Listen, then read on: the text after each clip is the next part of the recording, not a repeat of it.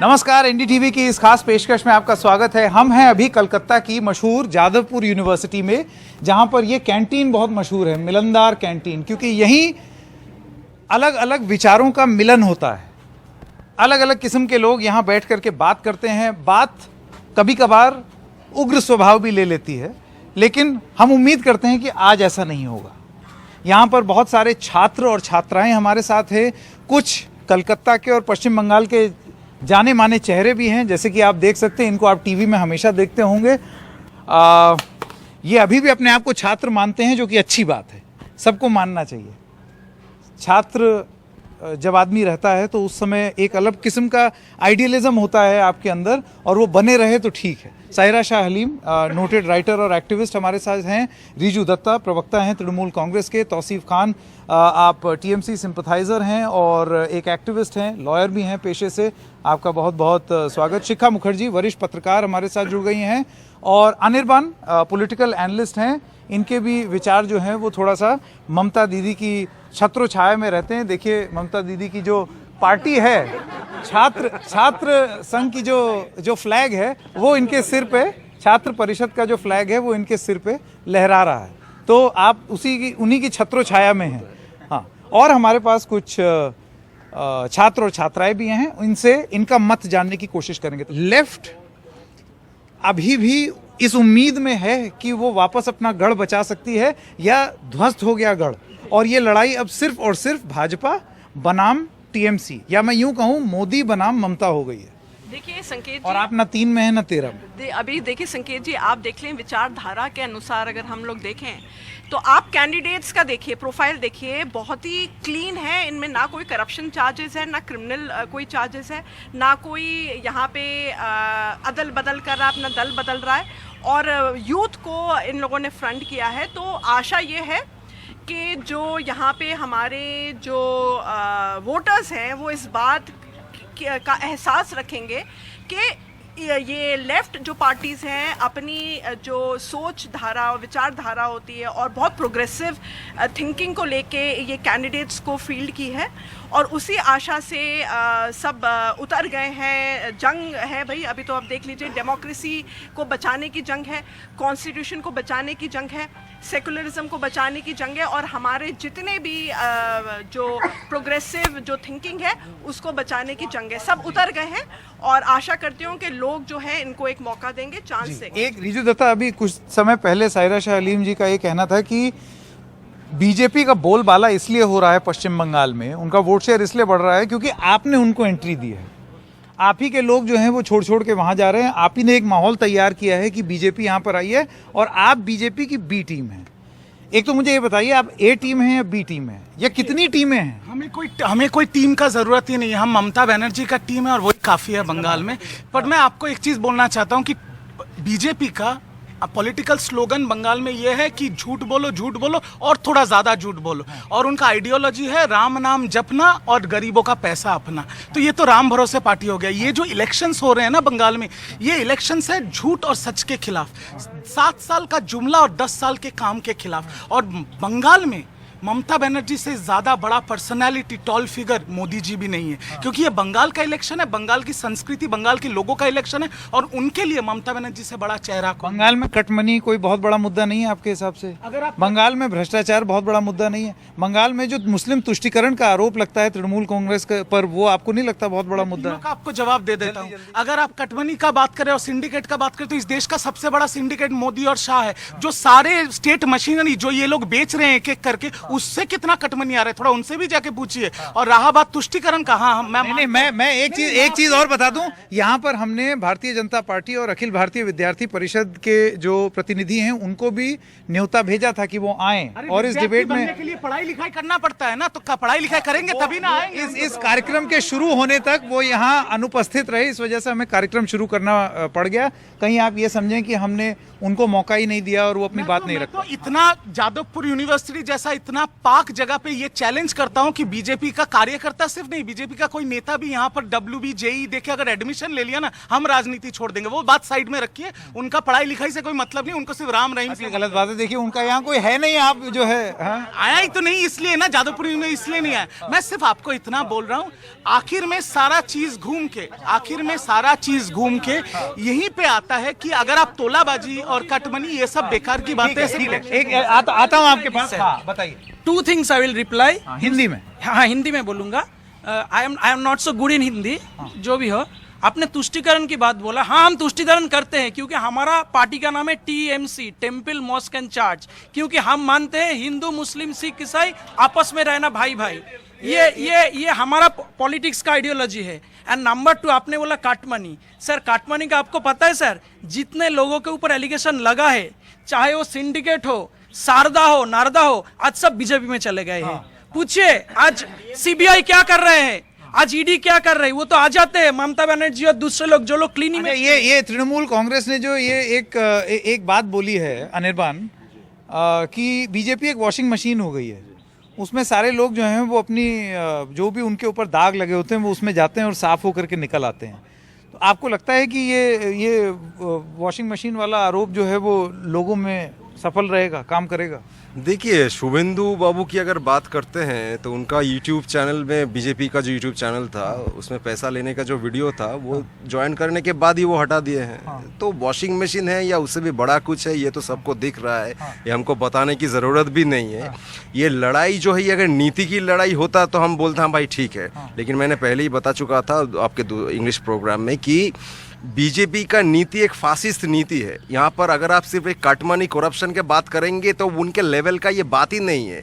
वो लोग अगर करप्शन में नहीं भी जाते हैं फिर भी वो सबसे हानिकारक पार्टी है इस कंट्री के लिए, क्योंकि वो एक फासिस्ट पार्टी है। हाँ देखिए, मुझे बहुत अच्छा लग रहा है कि ये सच बोलने की मौसम चल रहा है। मतलब ममता बनर्जी कुछ दिन पहले नंदीग्राम में सच बता दी कि पुलिस अधिकारी परिवार ने घुसाया। अब इन लोगों को आप पूछे कि काटमानी का क्या हुआ तो ये लोग कह रहे हैं कि मोदी शाह ज्यादा बड़ा काटमानी खोर है। मतलब हम भी हैं, हम छोटे हैं, ठीक है। ये कह रहा है कि बीजेपी वॉशिंग मशीन की तरह है, लेकिन वॉशिंग मशीन किन लोगों की तरह हो, तो किन लोगों को जरूरत पड़ रहा है? TMC के नेताओं को जरूरत पड़ रहा है। तो मतलब सच बोलने की मौसम है वोट के पहले। मुझे बहुत अच्छा लग रहा है ये देखकर। और TMC अपने गए हुए नेताओं के बारे में सच बोल रही है। सिर्फ गए हुए नहीं, अपने बारे में भी सच बोल रहा है। मतलब ये जो ममता बनर्जी और शिशिर अधिकारी का डिस्कोर्स है, जो कन्वर्सेशन चल रहा है, तो सब निकल रहा है कि क्या षड्यंत्र हुआ था उस वक्त लेफ्ट गवर्नमेंट के खिलाफ और बंगाल की इंसानों के खिलाफ, बंगाल की जो सिटीजन्स है उनके खिलाफ क्या षड्यंत्र किया था TMC। आप वो बोल रहे हैं तो बुद्धदेव ने क्यों बोला था जो उसका गलती है नंदीग्राम में, वो क्यों स्वीकार किया था उसका गलती? आप ये बात बताइए ना। एक करेंट चीफ मिनिस्टर को कोई डराया था कि आप कन्फेस करें? बुद्धदेव खुद एडमिट किया है, it was our historic blunder. Buddhadeb Bhattacharya खुद एडमिट किया था, नंदीग्राम सिंगूर हमारा ब्लंडर था। कौन इस पे जवाब कौन देगा? हाँ एक सेकंड। हाँ सुनिए, पहली बात तो देखिए, ये TMC वालों का अपना हालत देखा तो ये बीजेपी का भाई है, जो बीजेपी जैसे इतिहास मोड़ता है उस तरह से लोग तथ्यों को मोड़ते हैं। बात सुनो ना, बुद्धदेव भट्टाचार्य ने ये बोला था कि सिंगूर और जो नंदीग्राम हुआ तो उसके वजह से हमारी जमीन खिसकी है, बट ये कभी नहीं कहा कि उन्होंने की गोली चलाओ। उसको लेके उन्होंने क्लियरली कहा था कि सुप्रीम कोर्ट अगर इस चीज में अगर मतलब न्याय करता है, सुप्रीम कोर्ट का क्या होगा डिसीजन वो मानेंगे। ये बात को ये नहीं कहा था कि हम लोगों ने गोली चलाई, ये सरासर झूठ बोला इन लोगों ने। आपको एक सवाल है TMC के लिए, अगर वो RSS के खिलाफ लड़ने के लिए इतना सीरियस है उसके बारे में, तो जादवपुर असेंबली में TMC का कैंडिडेट RSS का मेंबर क्यों है? जवाब दे। बताइए। हम एकदम सीधा बात बोलना चाहते हैं, RSS इलेक्शन में नहीं लड़ रहा है। कोई अगर मुसलमान आदमी हज जाके आएगा इसका मतलब नहीं है वो कट्टर है। हम लोग कट्टरता के खिलाफ है, RSS से हमको कोई बैर नहीं है, हम लोग बीजेपी से बैर है। हम लोग को RSS से कोई प्रॉब्लम नहीं है।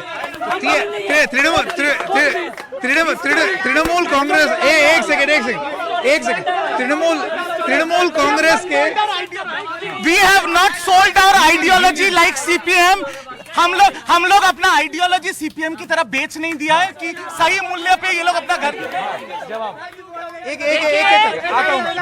देखिए, दल कौन बदल रहा है बहुत साफ साफ पेश आ रहा है भैया। इलेक्शन जैसे जा रहा है, सबको पता है कि TMC के लीडर CPM आपको जादवपुर यूनिवर्सिटी के गेट में और साइन बोर्ड में दिखेंगे और कहीं नहीं दिखेंगे। तृणमूल कांग्रेस के प्रवक्ता ने जैसे ही बोला कि हमें RSS से बैर नहीं है, हमें कट्टरता से बैर है। मैं आपसे ये जाना, मैं आपके पास वापस आऊंगा, लेकिन आप मुझे बताइए इस बयान में आप गलत क्या देखते हैं?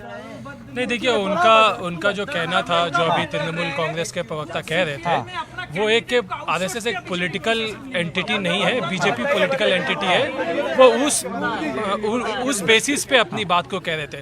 देखिए, आज जो चुनाव हो रहा 2021 में, ये चुनाव का नैरेटिव अभी ऐसा हो गया है कि बंगाल को क्या आप दिल्ली के सामने सरेंडर कर देंगे, या बंगाल को बंगाल की नेता को पास ही रहने देंगे, बंगाल के लोगों के पास में रहने देंगे?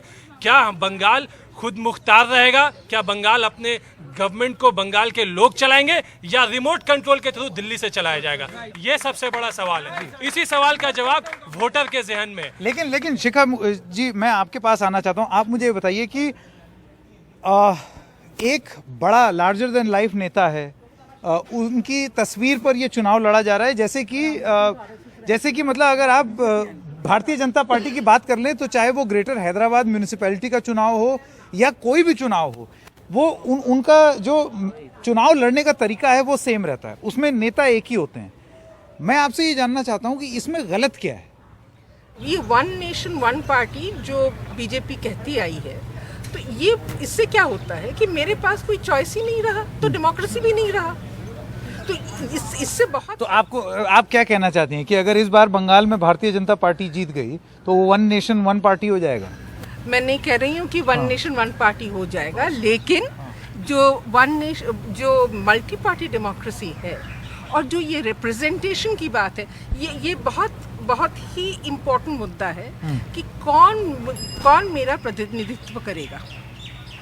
सिर्फ भाजपा ही मेरा प्रतिनिधित्व करेगा, या कोई और पार्टी, या कोई सारे पार्टी, बहुत सारे पार्टी।